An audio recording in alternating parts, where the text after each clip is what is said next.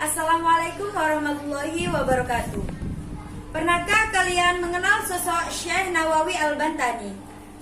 Teman-temanku kader NU yang saya banggakan, saya akan menceritakan sosok Syekh Nawawi Al-Bantani. Siapa yang tidak tahu sosok Syekh Nawawi Al-Bantani? Sosok ulama karismatik Indonesia yang terkenal di kancah internasional. Beliau lahir di Kampung Tanara, Desa Tanara, sebuah desa kecil di Kecamatan Tirtayasa yang sekarang bernama Kecamatan Tanara, Kabupaten Serang, Banten pada tahun 1230 Hijriah atau 1815 Masehi. Beliau adalah anak sulung dari 7 bersaudara. Ia merupakan generasi ke-12 dari Sultan Maulana Hasanuddin, yaitu Raja pertama Banten, putra Sunan Gunung Jati, Cirebon. Nasabnya melalui jalur Kesultanan Banten ini sampai kepada Nabi Muhammad SAW.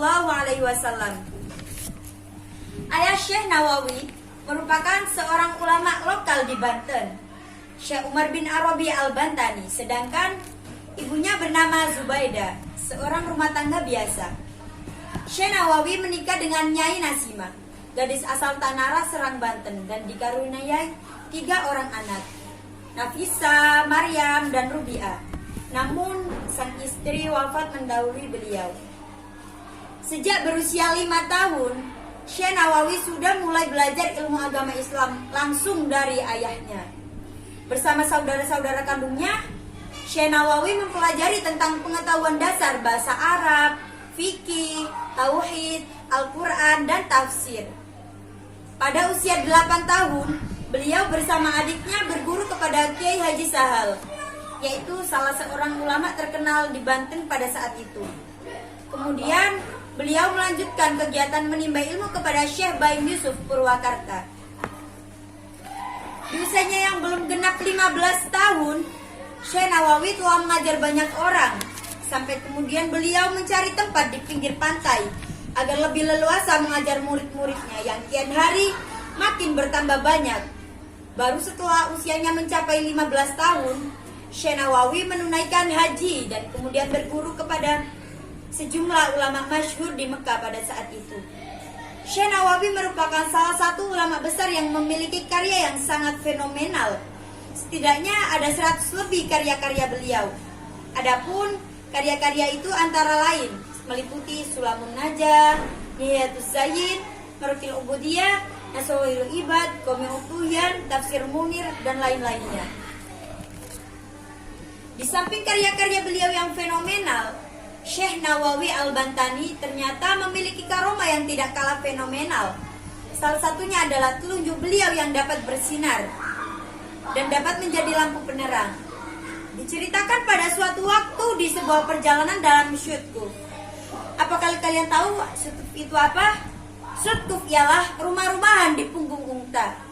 Syekh Nawawi pernah mengarang kitab dengan menggunakan telunjuknya sebagai lampu. Hal tersebut terjadi karena tidak adanya cahaya di dalam syutkuf yang ia tumpangi. Sementara aspirasi untuk menulis kitabnya tengah kencang mengisi kepalanya. Kemudian Syekh Nawawi berdoa kepada Allah agar telunjuk kirinya dapat menjadi lampu untuk menerangi jari kanan yang digunakan untuk menulis. Kitab yang kemudian lahir dengan nama Marukil Ubudiyah Syaramatan Bidayatul Hidayah itu harus dibayarnya dengan sedikit cacat pada telunjuk kirinya. Karena cahaya yang diberikan Allah pada telunjuk kirinya membawa bekas yang tidak hilang.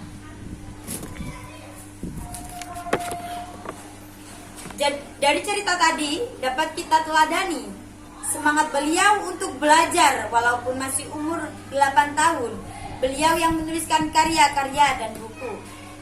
Nah, sebagai kader NU yang saat ini sudah banyak teknologi yang mendukung kita bisa menyadari dan kita bisa meneladani dengan menuliskan karya-karya atau buku dan mengajar ilmu kepada seseorang agar ilmu yang telah didapat dapat bermanfaat kepada semuanya. Demikian yang dapat saya sampaikan. Assalamualaikum warahmatullahi wabarakatuh.